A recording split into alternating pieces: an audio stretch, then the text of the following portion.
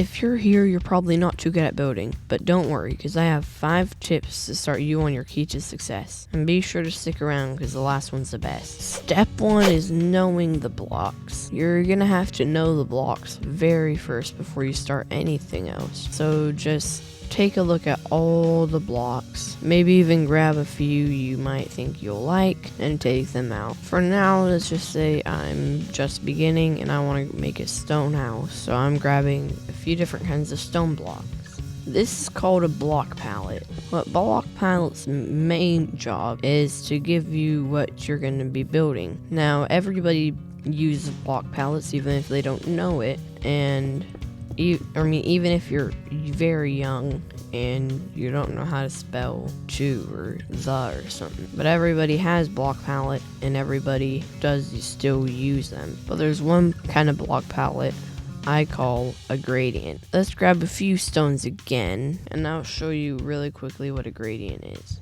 Essentially, a gradient is just one color from light to dark. So normally you want to keep it as smooth as a transition as possible, but don't worry too much if you're just starting out. This could be a little bit more advanced. So here's a gradient on the ground.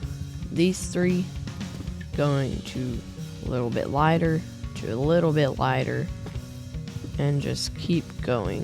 This isn't my best gradient yet, but it still works out pretty well, and this is of course having a greenish tint. So moving on, the second step on the list is you need to know the functions. What do I mean by the functions? Well, I do not mean redstone at all. While some of this stuff could be used for building, I prefer these copper blocks. We're gonna look at the functions of regular blocks. Now, each one plays a different role. Like, each one is whatever you build it out to be. Like, these could be stones. They have a grayer tint, and I've seen them used that way before. With all these, what we can do is learn how to use them properly in their scenarios. Say we have a small house. I'm just gonna build 3 by 3 right here. What we can do is add some different things like fences to help bring it. What we do from here is we can add maybe a little garden. It's called a fence for a reason. So adding a small garden, and by no means do I think this looks good. But something else to know about functions is that there aren't just functions. Say I built a bit of a bigger wall, more like this one. We don't have much on it. What we would do is we would take some of the function blocks, some of the ones you don't normally see in building. You'd build them up to give it a little bit more. And then trap doors, their function is being a trap door. Most people actually use them as windows. So let's get a glass block. And nice window thing-ish. Doesn't look nice. And then there are buttons, good for roads and whatnot. And then there are also doors, good for being doors. Also, there's this whole area called functional blocks. These are blocks with varying functions. I know fences aren't in here and stuff, I don't think, but there are things like signs, which I haven't gone over at all, and various other colored these for some reason. Step 3 is very, very important too, and that's called creativity. A lot of people are missing this when they're building, but it helps a lot overall. Let's say you want to build a little hut. What would you do? You would grab your normal hut block, but you would also maybe grab things like walls, maybe gold for some reason, and then you would start building your hut. You would give everything your own creative twist by doing something you think would make it look a little bit more, I guess you could say, original. Nothing is original. I'm not saying you have to be entirely original, but overall, you have to remember it's not too big of a deal. It just helps when you're learning to build. Helps you come out of your shell a little bit and try new things, which comes to what I'm going to say next: learning build tricks, otherwise called build hacks. What are these? These are using things like piles of gold, or maybe walls to give the illusion of a half slab.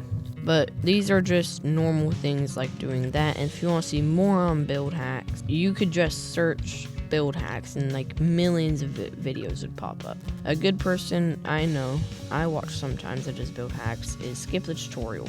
He has pretty cool things, and it's pretty interesting to watch too.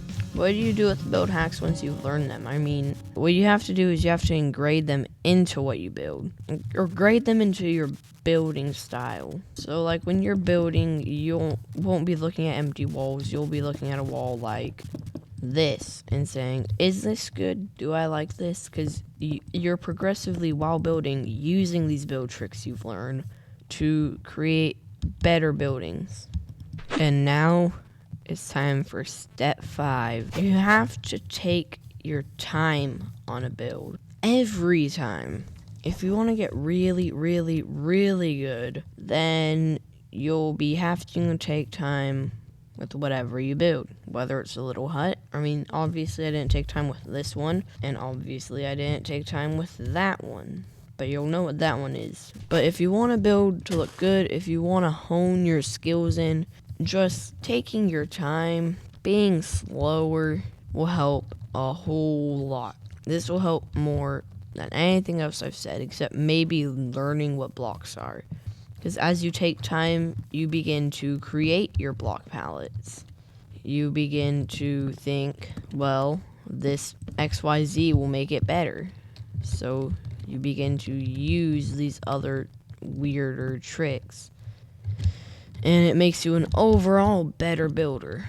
So taking time, learning how to parkour, no, I'm just kidding, taking time would definitely help most of all. Thank you very much for watching. If you enjoyed this building video, I have another building video right here just for you. In this one, I discuss how to make a mythical garden while slightly sleep deprived. So that's pretty interesting. Keeps you engaged, I hope. And it should also teach you how to build. This could be a first cool build to show all your noob friends. Goodbye.